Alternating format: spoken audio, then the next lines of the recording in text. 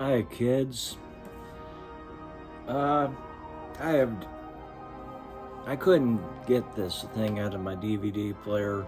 I really needed to watch all three. It's the Boris Karloff Collection here. Uh, Previously, I have reviewed The Black Room, which I think is my favorite so far. The Man They Could Not Hang. And today is The Man with 9 Lives, which I don't know if that makes much sense with the storyline of this movie. Well, it begins with Dr. Tim Mason, played by Roger Pryor. I think he's inspired by this other doctor, which I'll mention later, but he's doing an experiment. Basically, he froze a person alive, and this is a new type of therapy called frozen therapy or something along those lines. The science in this, you really have to just push aside the fact that this is really, none of this would work.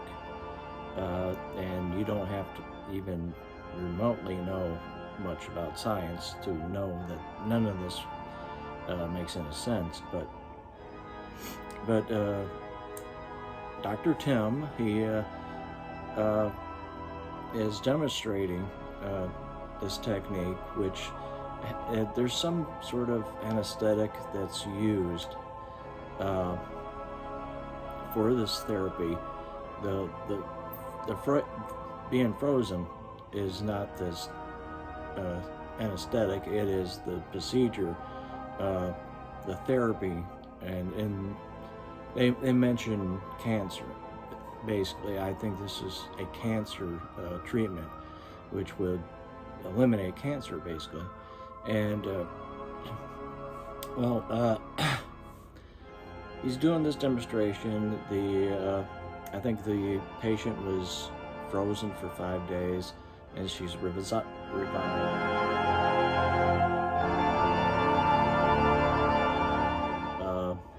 There's something, I mean, they throw around their version of science.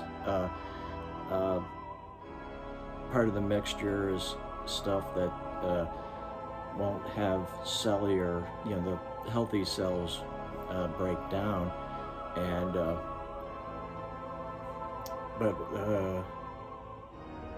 he's not quite there yet, because it wants it for longer periods of time, and he's not there yet. So he goes off and finds the missing scientist who began this type of treatment, Dr. Leon Carvel, let's say Carvel. That's played by Boris Karloff. So Dr. Tim brings Judith, his nurse and fiance, played by Joanne Sayers.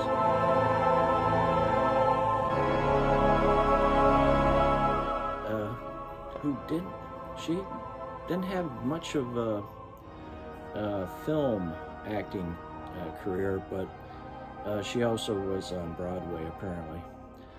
Yeah, my hair looks terrible. But, well, they go off to basically where he did his experiments, and finds Boris Karloff in a room that is completely solid ice. It's just, a block of ice shaped like a room. They eventually cave it all out, but they take him out and they figure maybe he's alive. Let's revive him. Oh, and when they revive, you have to have some coffee handy. Stimulant, and plus it's warm. But so they revive him.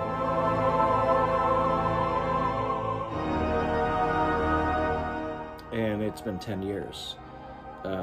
He disappeared 10 years ago, and so there's a flashback sequence where he describes what happened. He was doing treatment on a rich fellow, and the rich fellow was frozen in the room that he was frozen in, when they found him.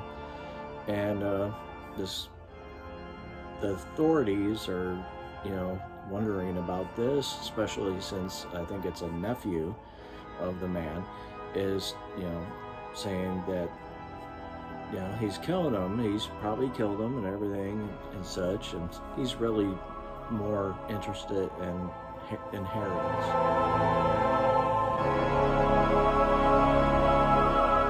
than anything else. But they go to help prove that Boris is on the up and up, or actually Leon. They go to the house, and there's a room, and he's frozen in this room. Really nice setup. The sets in this, especially at his house, are great. But they have an issue with it, and things get out of hand. Boris does a version of the concoction, the anesthetic, which he just does it in such a way that he thinks it's going to just be vaporized poison. It's just like, let me finish my work, and I'll drop this and we'll all die. Well, he ends up dropping it.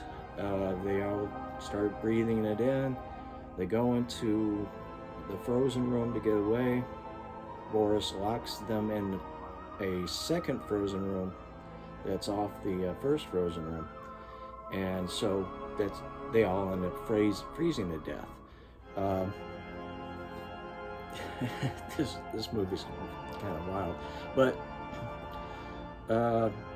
so when the story flashback is finished, Boris Leon realizes, hey, we can go and try to revive these men.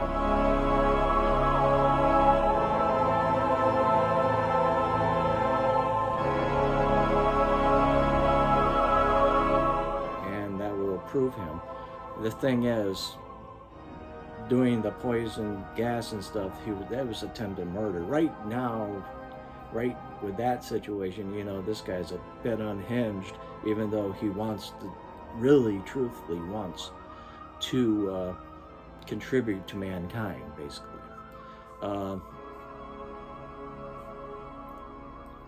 So understandably, they are revived, but they're still unsure.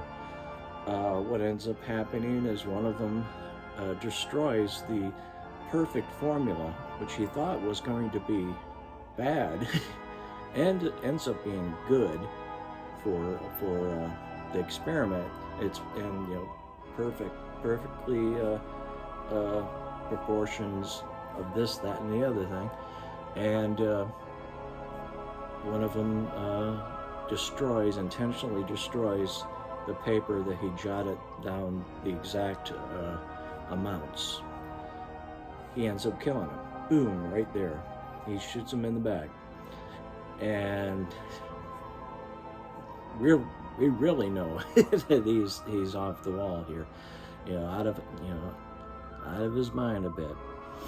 Well, he ends up deciding to use the men that he revived as guinea pigs to figure out the right solution, of course, which is completely fucking nuts. Out of these three on this disc, the black room, like I said, the man they could not hang, this one is my least favorite and potentially not something I'd return to. The other two I would. it's not just how the science is like in your face crazy.